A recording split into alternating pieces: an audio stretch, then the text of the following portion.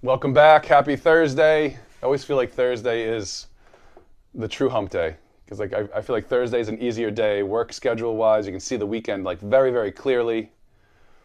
So I'm pretty happy on Thursdays. And it's great to be with everybody here. So for those who are brand new or perhaps watching, my name is Paul. This is Chord Play. This is our weekly class hosted here for an hour at 11 o'clock Eastern time. That's Eastern United States time.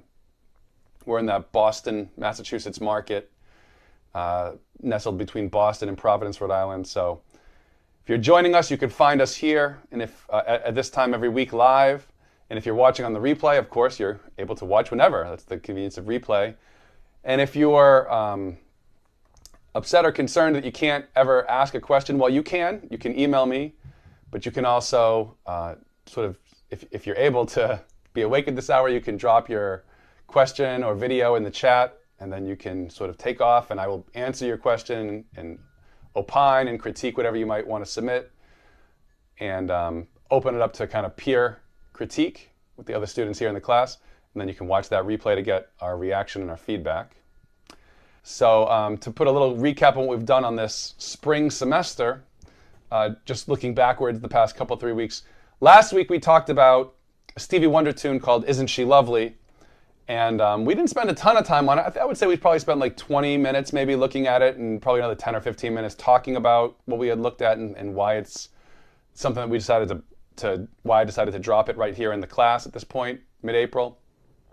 And the reason, of course, is because it's a great opportunity to practice our 2-5-1s with a couple little extra sprinkles on those 2-5-1s. We had a secondary dominant chord in there, and we had a sus4 chord.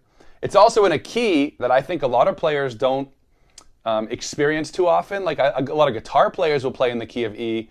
Piano players, I don't know, I could be maybe exaggerating a little bit, but piano players don't always tend to be in some of those sharp keys like the key of E and the key of A.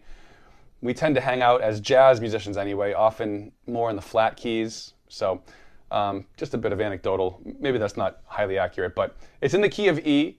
So it gives us a loop, this chord progression loop starting on C sharp minor, it's the 6, and then F sharp dominant 7 to B7 sus4 to E major.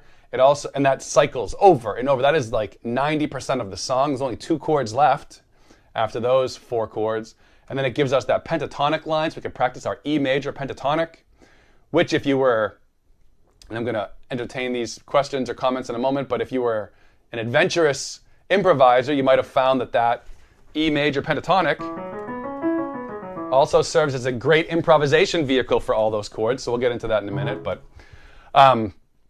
and then looking back from there, the reason I dropped that little Stevie, first of all, I'm a huge Stevie Wonder fan. Second, I'm a fan of practicing multiple things at the same time. The idea of kill 2 birds with 1 stone is great, unless you can kill 4 birds with 1 stone if you're into bird killing and stuff, right? But the idea here is that you can learn your chords, you can learn the chord progression, you can memorize the song, but you can also practice in that sense of groove, stylistic groove, right? That's like a quintessential, what is Stevie? Is even R&B? It's like this cool mixture of pop rock and R&B. And so you're practicing that.